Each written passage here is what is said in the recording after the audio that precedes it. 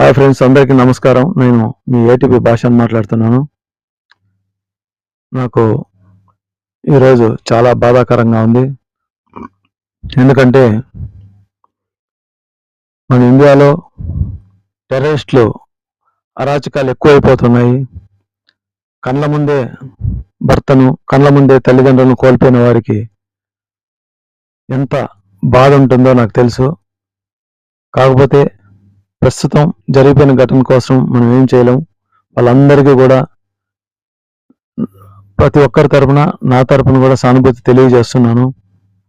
కాకపోతే ఈసారి మన ప్రభుత్వం, మోడీ గారు ఇంతకు ముందు ఎంతో శాంతి అనేసి మన దేశం వదిలిపెడుతున్నది వాళ్ళని.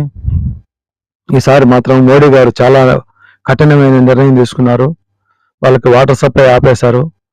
ఇంతేకాదు, నా ఆలోచన, వాళ్ళని ఎవరినైతే అక్కడ చంపారో మన ఇండియన్ సిటిజన్స్ని, వాళ్ళను కూడా అదే ప్లేస్కి తీసుకొచ్చి ఘోరాతి ఘోరంగా ఆ టెర్రరిస్టుల్ని కాల్చి చంపాలన్నదే మన ఇండియా, మన భారతదేశపు ఒక ప్రజల నిర్ణయం.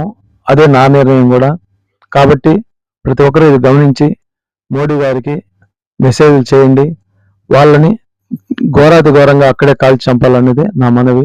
ఎందుకంటే ఆ బాధ ఉన్న తల్లిదండ్రులకు కానీ, పిల్లలకు కానీ, వాళ్ళ భార్యలకు కానీ ఆ విధంగా అయినా కొద్దిగా సానుభూతి కలుగుతుంది అన్నదే నా యొక్క ఉద్దేశం. ఎందుకంటే ఇలాంటి వాళ్ళని ఘోరాది ఘోరంగా కఠినంగా శిక్షిస్తే తప్ప నెక్స్ట్ మళ్ళా ఇలాంటి అటాకులు జరగవు. ఇలాంటి టెర్రరిస్టులు మన ఇండియాలోకి చొరబడరు.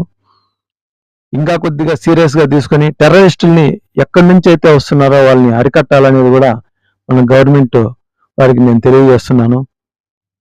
మన ఇండియన్ ఆర్మీ ఇప్పటికే చాలా వరకు మన కోసం చాలా కృషి చేస్తుంది. వాళ్ళు ఆ కృషి వల్లే మన ఇండియాలో తిరగగలుగుతున్నాము. కాకపోతే ఇప్పటి నుంచైనా ఇలాంటి ఘటనలు జరిగినప్పుడు అదే విధమైన సమాధానాలు వాళ్ళకి చేస్తే తప్ప, సమాధానాలు చెప్తే తప్ప వాళ్ళు తెలుసుకునే పరిస్థితులు లేరు. కాబట్టి మన మోడీ గారికి నేను తెలియజేసుకునేది ఏమంటే, సార్, మీరు తీసుకున్న నిర్ణయం చాలా బాగుంది. వాటర్ సప్లై అన్ని తీసేశారు.